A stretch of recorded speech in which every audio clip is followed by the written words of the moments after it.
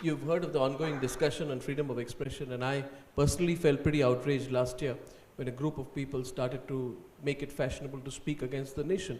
We saw the limits of the debate on freedom of expression last year. Sadhguru, my question to you is in the context of what is happening today. We've seen a little bit of that happen once again on the North Campus of Delhi University.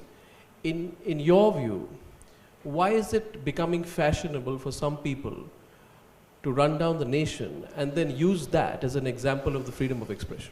I find that hypocrisy. What do you think? Everybody is very freely quoting the Constitution. It is the Constitution of India which gives you the freedom of speech. You must stress on the word India. It is the Constitution of India, it is not some divine constitution which has given you this freedom. It is the Constitution of India which has given you this freedom. The moment you question that, then you have questioned the fundamentals of the making of a nation. See, religions have their own constitution. The only problem with this constitution is it's not amendable.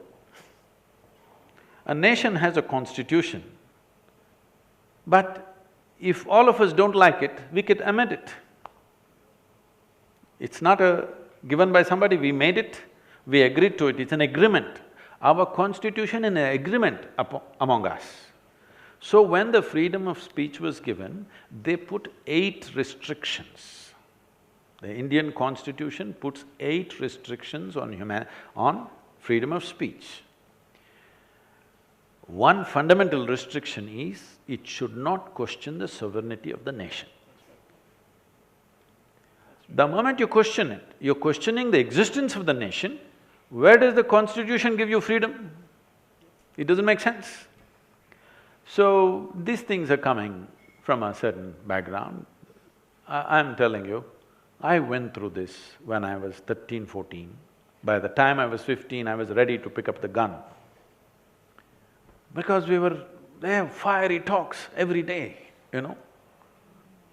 Very insightful, I mean, not insightful, very inciting kind of talks. So fired up that you want to do something. And when you're young, you always think, violence is the solution. Those people who are talking about peace, they don't believe in it, they believe in violence. The moment you talk about breaking up something, there is going to be violence, whether you like it or you don't like it. If you don't have to go that back far in history, if you just go back to 1948, when the country was broken, because we didn't have the courage to fix it, we broke it, we're still bleeding. 500,000 people died, endless amount of suffering people went through, and still there are colonies both here in this country and that country which are still not sorted out. Yes? Still, even properties are not settled 70 years. How long do you think is human lifespan? Are we going to live for 1,000 years, that we're going to settle our problems over 70, 100 years? Still, both the nations are bleeding. When I say bleeding, don't think only of the human blood. What is the kind of investment we are making in our armed forces? Only because we broke this country, isn't it? Otherwise, everything could have been focused on the well-being of the people.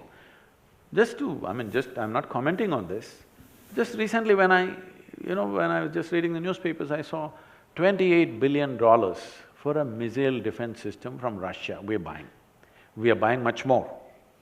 But I'm just saying, $28 billion, when I think about it, we could educate every child in the country, we could nourish every child in the country, we could do so much work.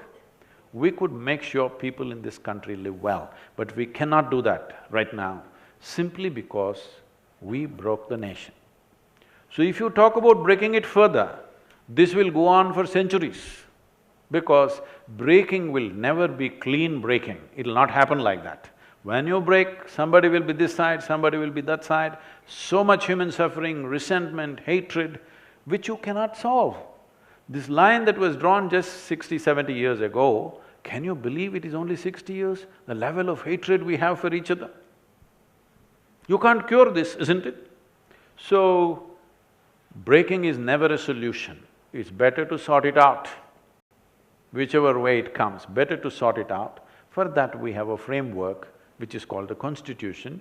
Constitution, I'm repeating this, is not a divine document. It is an agreement between you and me, so that in every step that we take, we don't collide with each other. Yeah. This is the law that we will follow, that's all. Yeah.